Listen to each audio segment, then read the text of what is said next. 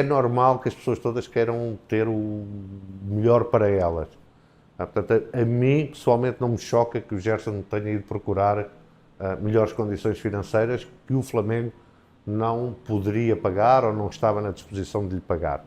Rapaziada, e o Boto que desabafou sobre a saída de Gerson e o motivo de ter baixado a multa.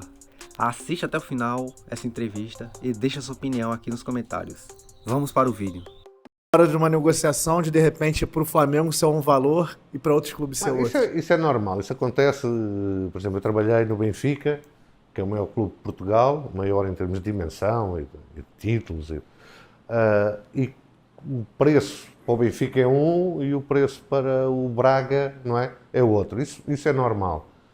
Aqui houve uma questão extra que fez com que as negociações demorassem um pouco mais de tempo do que aquele que nós estávamos a prever, que foi o facto de termos vendido o Gerson com dinheiro à vista.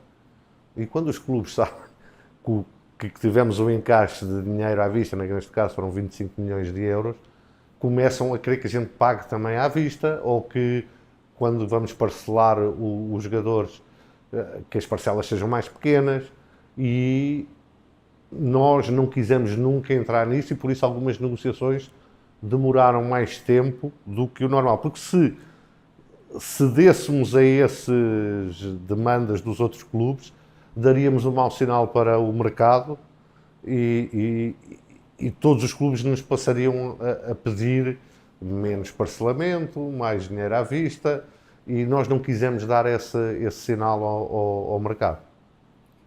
Aí você falou do Gerson, vou aproveitar para te perguntar, Boto, assim, a saída dele, vocês tinham acabado de renovar com ele, né, um pouco antes, né? E aí depois ele vem com uma proposta do mesmo clube que ele tinha vindo anteriormente.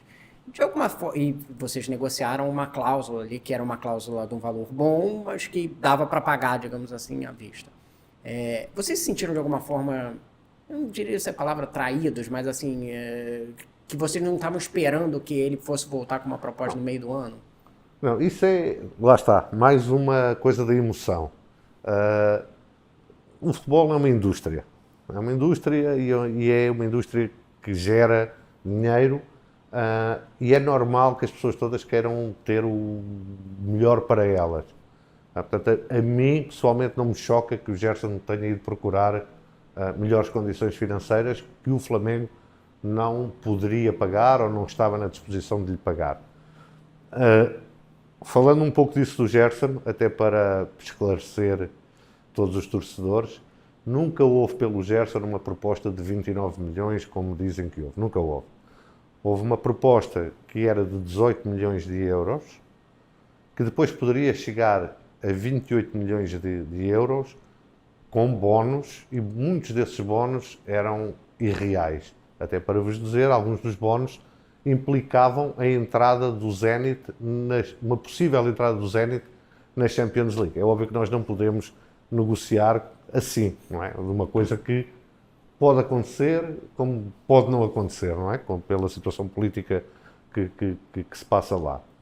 Portanto, nunca houve uma proposta de 29 milhões de euros. A proposta era 18 milhões de euros, pagos fixos, que eram pagos em 4 anos. Eu tive sempre a sensação que o Gerson, apesar de ter renovado,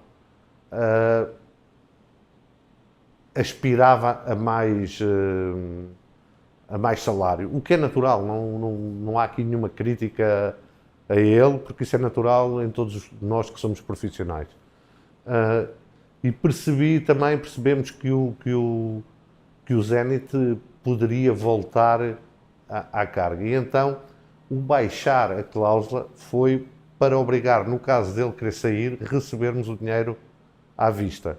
Porque se ele mantivesse a cláusula nos valores em que estavam, que eram irreais, ninguém pagaria aquele valor pelo Gerson, obrigaria a mais uma negociação. A mais uma negociação, que depois era pago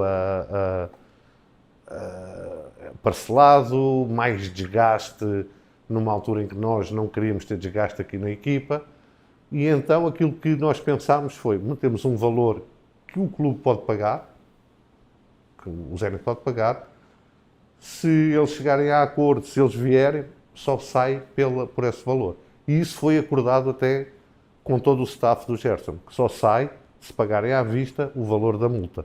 E foi isso que aconteceu, uma coisa perfeitamente normal no futebol. Vou aproveitar para te perguntar para outra situação que teve desgaste nessa questão da janela, que foi a do Pedro, né? Enfim, vazou mensagens de que havia uma intenção aqui no departamento de futebol de vendê-lo durante o período da janela. Queria saber se houve de fato a intenção da venda e se já teve uma conversa com o jogador depois disso, como é que está a relação com ele, enfim.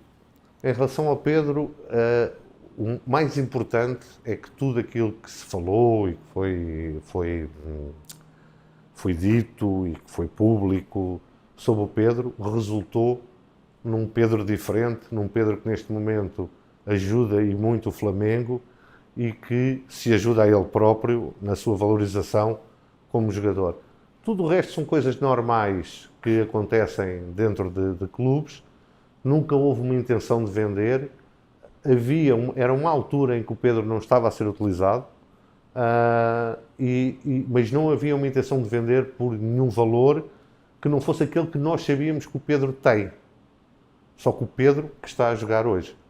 E é isso que é importante, isso é que é importante ressalvar, que tudo foi feito para que o Pedro atingisse a performance que ele é capaz de atingir e aquela que ele entrega hoje à equipa e que nós estamos muito satisfeitos com essa entrega. Tanto é que, na verdade, houve uma proposta quase no final da janela para a venda do Pedro na casa dos 18 milhões de euros, de dólares, digo, e que nós recusámos.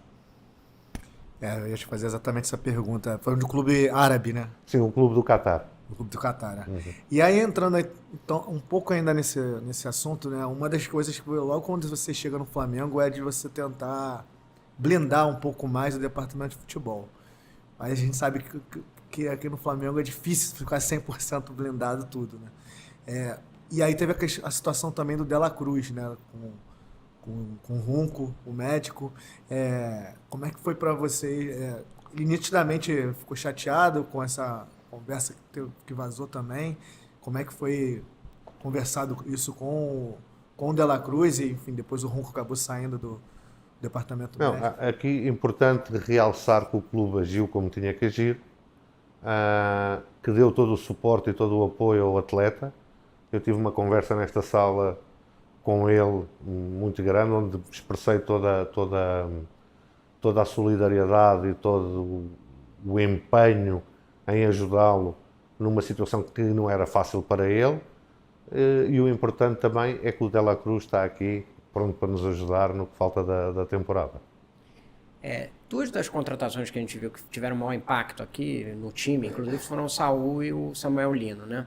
Você poder contar exatamente como se deu o processo? O Saul, inclusive, foi uma coisa meio da noite para o dia, né? Não sei se a negociação se deu tão rápido assim ou se a gente só ficou sabendo no final. E do Samuel Lino também, se você explicasse como é que foi o processo, enfim. Falando um pouco da pergunta que foi feita há pouco do vazamento e isso, esta janela também provou que quando nós trabalhamos com pouca gente a saber, também as coisas só se sabem nas alturas que nós queremos que se saiba. E é isso que nós temos que continuar a fazer. Não por qualquer antipatia para com a imprensa ou com não, mas porque o vazamento de negociações normalmente prejudicam o clube que está comprador. Prejudicam porque o outro clube sabe e isso passou-se, por exemplo, no Carrascal. O outro clube sabia que nós o queríamos, que a imprensa já estava a falar, que já havia conversas, o Carrascal nunca mais vem, e isso dá-lhes uma força negocial que não deveriam ter. Por isso não é nada de antipatia ou de não querer que a imprensa saiba, não, é uma questão mesmo de o Flamengo não pagar mais do que aquilo que deve pagar por um jogador e normalmente quando há vazamento de negociações isso acaba por acontecer ou acaba por extremar-se mais as posições. Em relação ao Samuel Lino, o Samuel Lino o perfil do Samuel Lino era aquele que nós buscávamos desde o início da temporada. Não foi possível ir buscar um jogador desse tipo no início da época, porque o clube, tal como vocês souberam, tinha algumas dificuldades de caixa.